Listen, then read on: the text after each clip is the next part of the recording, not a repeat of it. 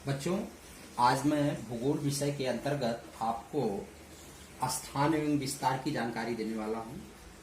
आपकी वैसे भूगोल में तो 9 लेसन हैं, जिसमें पहला लेसन जो है क्षेत्र अध्ययन का है, लेकिन आज मैं उसे नहीं दे रहा हूँ क्योंकि स्कूल खुलने के बाद उसको मैं पढ़ाऊँगा।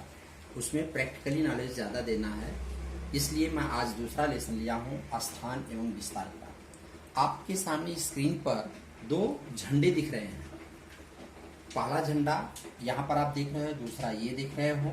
इस झंडे से आप काफी परिचित हो। यह जो है भारत का है और ये ब्राजील का है। भारत के साथ ब्राजील झंडे का तुलनात्मक अध्ययन क्यों, या भारत का ब्राजील के साथ ऐसा क्यों? क्योंकि दोनों में काफी समानताएं पाई गई हैं। दोनों की भौगोलिक और आर्थिक जो समानताएं हैं काफी मिलती जुलती हैं, इसलिए दोनों का तुलनात्मक अध्ययन किया गया है। यहाँ पर आप देख रहे हो कि विश्व में कह रहा है भारत जनसंख्या के मामले में दूसरे नंबर पर है। यहाँ पर कह रहे हैं कि भारत में मसालों के लिए जो है काफी प्रसिद्ध है, और इस भारत में जो है क्रिकेट खेल जो है काफी लोकप्रिय है।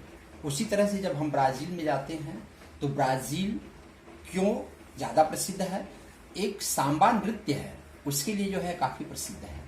इस देश को कॉफी पॉट के नाम से भी जानते हैं। यहाँ पर जिस तरह से भारत में क्रिकेट लोकप्रिय है, उसी तरह से इस देश में फुटबॉल भी लोकप्रिय है। बच्चों, अब हमारे सामने स्क्रीन पर भारत का मानचित्र दिख रहा है। अब यह मानचित्र भारत विश्व मानचित्र में कहाँ पर है?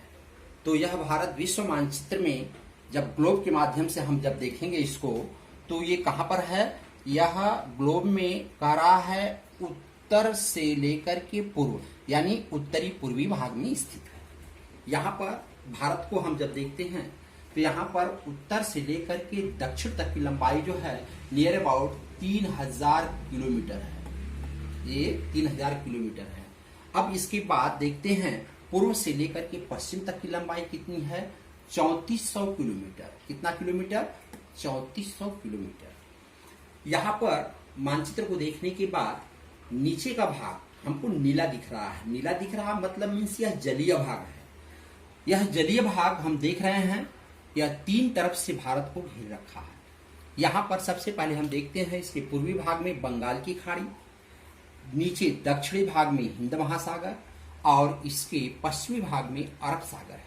यानी भारत 3 तरफ से जलीय भाग से घिरा हुआ है। भारत को हम देखें अक्षांशीय और देशांतरी विस्तार के आधार पर, तो भारत करीब करीब 8 अंश 4 मिनट उत्तर से लेकर के 37 अंश 6 मिनट उत्तरी अक्षांश के बीच, तथा देशांतरी विस्तार 68 अंश, कितना?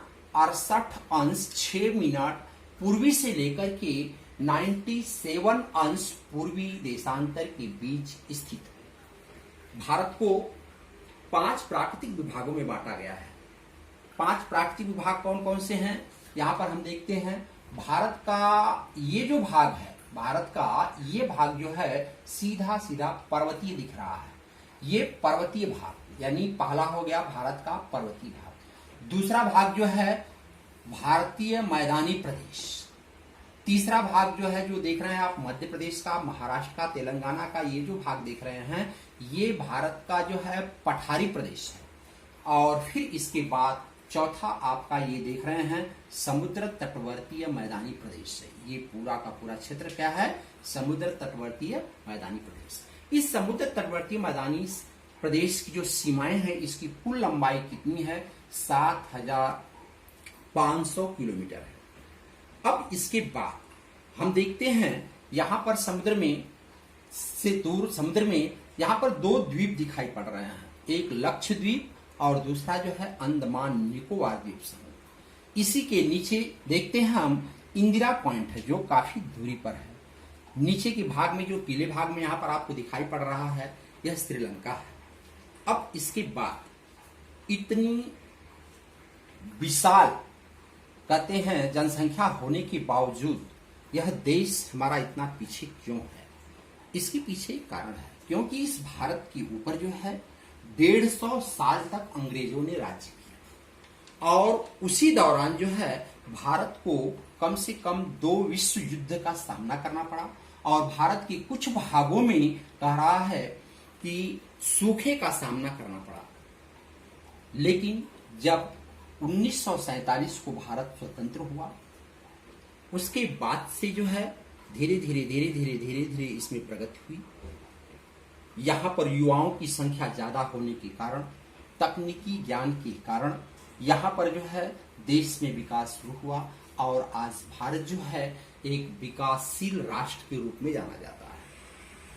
अब इसके ही साथ साथ जब हम ब्राजील की तरफ चलते हैं, इसके अब बच्चों जिस तरह से हम लोगों ने भारत के विषय में जानकारी ली, यहाँ पर आप देख रहे हो भारत, ठीक उसी तरह से जब हम ब्राजील के विषय में बात करते हैं तो सबसे पहले ये देखते हैं कि ब्राजील इस पूरे विश्व मानचित्र में है कहाँ पर।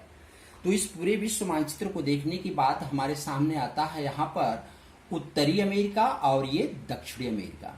तो ब्राजील है कहाँ पर? दक्षिणी अमेरिका के उत्तरी भाग में। ये देख रहे हैं ना, दक्षिणी अमेरिका के उत्तरी भाग में ये भाग जो है किसका है? ब्राजील का है। अब बच्चों यहाँ पर सामने आपकी स्क्रीन पर ब्राजील का मानचित्र दिख रहा है।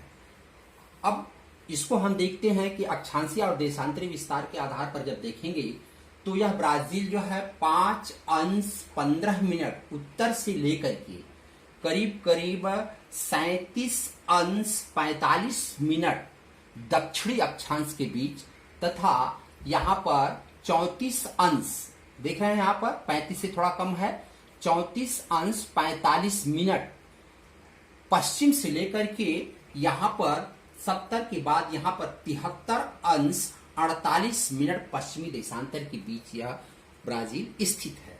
अब इस ब्राजील के विषय में हम देखते हैं कि जिस तरह से भारत 3 तरफ से समुद्र से घिरा हुआ था, जलीय भाग से घिरा हुआ था, ठीक यहाँ पर भी हम देखते हैं ब्राजील को भी यह 3 तरफ से जलीय भाग से घिरा हुआ है। और ये जलीय भाग है कौन? यह देखते हैं उत्तरी अटलांटिक महासागर और ये दक्षिणी अटलांटिक महासागर, मतलब अटलांटिक महासागर का ये भाग है पूरा का पूरा। यहाँ पर हम देखते हैं इसकी राजधानी ब्रासिलिया। इसकी राजधानी क्या है? ब्रासिलिया। ये देख रहे हैं राजधानी है ब्रासिलिया। अब भारत की ही तरह इसे भी करीब करीब 5 विभागों में बांटा गया है। 5 विभाग कौन कौन से इसके हैं? सबसे पहला भाग जो है उच्च भूमि, ये भाग जो देख रहे हो उच्च भूमि। फिर इसके बाद यहां पर आता है विशाल कगार, फिर इसके बाद नीचे आता है तटीय भाग, फिर इसके बाद ये भाग जो है वह मैदानी प्रदेश का आता है। भारत की ही तरह देखते हैं यहाँ पर एक द्वीप है जिसका नाम मराजो द्वीप है। ये द्वीप देख रहे हैं आप, इसका नाम क्या है? मराजो द्वीप। अब इसके बाद यहाँ पर हम देखते हैं कि भारत की ही तरह जिस तरह से भारत 150 साल तक अंग्रेजों के गुलाम था, ठीक उसी तरह से करीब 3 शताब्दी तक यह ब्राजील जो है 3 शताब्दी तक पुर्तगालियों के कब्जे में था। जब यह 1822 में स्वतंत्र हुआ, इसको आजादी मिली, उसके बाद 1930 से लेकर के 1985 मीन्स 50 साल तक यह जो है सैन्य शासन में था। ये पूरा का पूरा ब्राजील सैन्य शासन में था। लेकिन धीरे धीरे इसमें जो है प्रगति होती रही और आज ब्राजील को जो कॉफी पॉट के नाम से जानते हैं, यहाँ पर उसकी खेती प्लस यहाँ पर भी युवा वर्ग ज्यादा और अच्छी तकनीकी के कारण जो है यहाँ पर भी विकास हुआ है और आज इसे ब्राजील को भी लोग एक विकासशील राष्ट्र के रूप में देख रहे हैं। और आगे ऐसी संभावना व्यक्त की जा रही है कि ब्राजील भविष्य में एक प्रमुख बाजार के रूप में सामने आएगा। तो बच्चों, इस तरह से हमारा भारत और ब्राजील का दोनों का जो है तुलनात्मक अध्ययन आज का लेसन खत्म हुआ। अब हमें जो है आगे का लेसन, आगे की इसकी जानकारी, कृषि, उद्योग आदि के विषय में जानकारी बाद में अगले लेसन में दी जाएगी।